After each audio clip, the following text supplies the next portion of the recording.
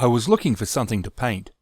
I had finished up most of the figures I had, and the two that were not complete I knew would not be done in the time frame I had wanted. So I thought, get something quick and fun to do. I didn't have a lot of available cash. And when you don't have a lot of available cash, the best bet to me is Reaper Bones. Looking at the ones available in the store, here I spied 77145 Mummy Captain. I really liked the look of him, and there was an element of fun about him.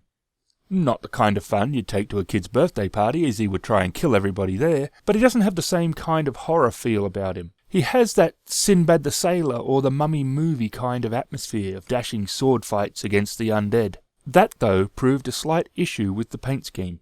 Although these are mummies, they don't need to be just brown.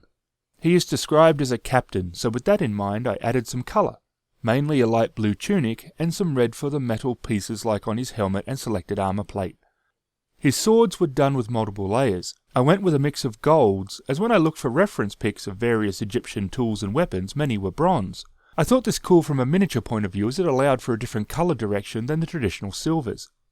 When the golds were finished, I started doing several washes on the blades. There were a mix of browns. I didn't want to oxidize the blades, even though with their age it would be entirely possible for them to be. There was magic involved in the whole creature, as he was undead, so some magical treatment of his weapons was not unexpected. He has some flesh, but not a lot, and the bone.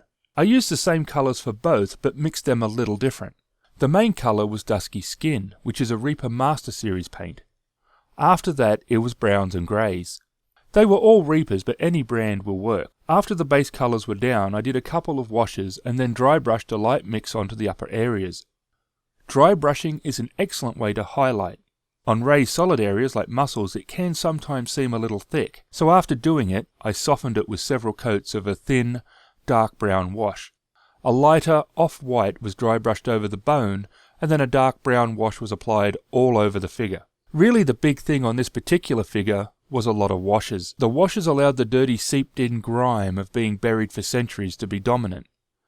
I'm a fan of washes, but I don't normally do as many as I did on this one.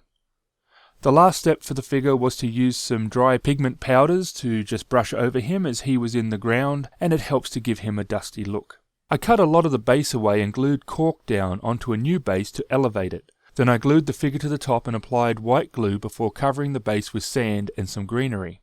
I was very tempted to just use sand, but not everywhere in Egypt is just sand, and in a fantasy setting like where he is from, they wouldn't just have sand either. It also allows an extra colour into the overall palette. For around $3, the figure was an amazing value, and I had a lot of fun working on him. I totally recommend this figure if you want to try and improve your figure painting skills. Please tell me that was good.